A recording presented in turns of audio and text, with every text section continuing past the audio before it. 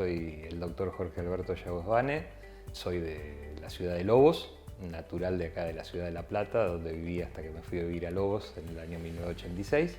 Soy especialista en cardiología y trabajo en la ciudad de Lobos, y hasta el mes de agosto pasado fui parte del staff de la unidad cardiometabólica del Hospital Universitario Austral. El accidente cerebrovascular es la principal causa de incapacidad en nuestra sociedad, y cuando uno ha tenido un accidente cerebrovascular tiene un 50% por lo menos de chances de volver a repetirlo y que el próximo sea fatal. Pero el deterioro en calidad de vida que produce un accidente cerebrovascular es devastador. Por lo tanto, son cosas que son evitables. O sea, no hay una vacuna contra las enfermedades cardiovasculares, pero sí hay un montón de cosas que podemos hacer, y fundamentalmente pasa por la comprensión de que tenemos que buscar esos factores de riesgo y cuando aparecen tratarlos adecuadamente. Lo más probable cuando alguien empieza con un accidente cerebrovascular es que, aunque consulte rápidamente, el accidente cerebrovascular termine instalándose. Por eso lo importante no es tratar de tratar bien el accidente cerebrovascular, sino que lo importante es prevenirlo. Y el control adecuado de la hipertensión arterial es tal vez el factor de riesgo más importante para prevenir un accidente cerebrovascular. Solamente un 20% de las personas que saben que son hipertensas tienen su presión arterial bien controlada. Bien controlada significa que en todo caso y en todo momento tengan menos de 135 milímetros de mercurio de máxima y 85 milímetros de mercurio de mínima.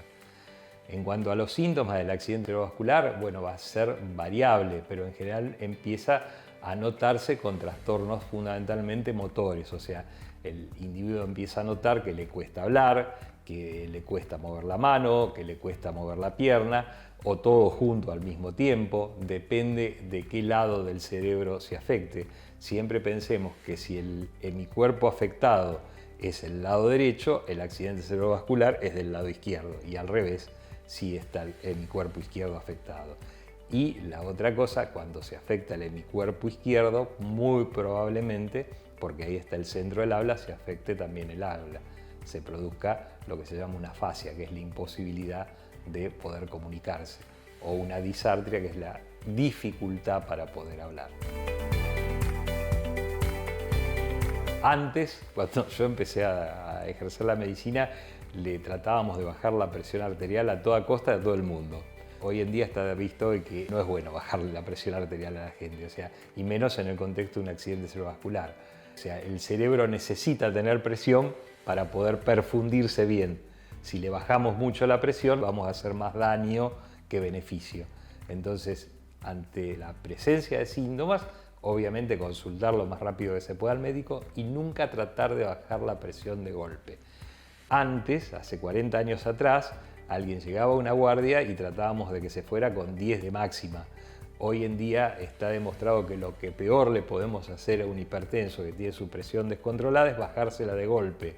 Nunca, a no ser que esté con un cuadro que se llama edema agudo de pulmón o esté con algún daño de órgano blanco significativo, nunca en un paciente que concurre a una guardia hay que usar medicamentos drásticos para bajarle la presión. Nunca. En el año 2003 participamos de un estudio en el Hospital Austral que se llamó REACE, que es relevamiento de hipertensión arterial aguda en los servicios de emergencia, y se demostró en ese estudio, que se hizo en toda la República Argentina, que de todos los pacientes que concurren a una guardia con presión máxima mayor de 180 y presión mínima mayor de 110, el 50% de esos pacientes bajaban un 20-25% sus niveles de presión, que es lo que hay que conseguir en ese momento, solamente con una maniobra: reposo. Solamente con ponerlos en un lugar tranquilo, que muchas veces, bueno, lamentablemente en las guardias no hay, pero ponerlo en un lugar tranquilo, que repose media hora, 40 minutos, le volvíamos a tomar la presión y la presión ya había bajado. Entonces, en ese caso no había que hacer absolutamente nada. Si todos procediéramos así, tendríamos menos eventos. Lamentablemente, muchas veces, en el afán de hacer algo, en la guardia se le trata de bajar la presión. Es muy común que se den diuréticos, cosa que está totalmente contraindicado en un paciente que tiene elevación de la presión arterial sin daño agudo de órgano blanco, o sea que no tiene nada más que la elevación de la presión arterial, que le den diuréticos. Nunca hay que dar diuréticos, y menos diuréticos drásticos como furosemida, que es lo que se da habitualmente en la guardia. ¿Por qué? Porque le corremos la curva de natriuresis por presión al riñón y en vez de hacerle bien, le hacemos mal. Entonces, nunca utilizar diuréticos, nunca. Se pueden utilizar distintas cosas por vía oral, esperarlo, como dije, y si el paciente, como ocurre en la inmensa mayoría de los casos, a los 20 minutos, media hora, 40 minutos, bajó al menos un 20-25% sus valores iniciales de presión, se va a la casa, se le da la recomendación de que coma sin sal, que tome mucho líquido y que vea a su médico de cabecera a la brevedad posible, a su cardiólogo y bueno, se ajuste la medicación. Las dos causas más importantes de elevación de la presión arterial son abandono de la medicación y toma concomitante con antihipertensivos de antiinflamatorios no esteroideos. O sea, diclofenac tal vez sea la droga más común. Bueno, esas son las dos causas más importantes. Lamentablemente la primera que dije, que es el abandono de la medicación, hoy la estamos viendo muy comúnmente por el elevado costo que tienen los medicamentos antihipertensivos. Prácticamente no hay medicamento antihipertensivo que cueste menos de 20 o 25 mil pesos. Las coberturas sociales están complicadas. La provisión de medicamentos en los hospitales públicos también está complicada. Realmente es un problema médico que es inherente a la situación social.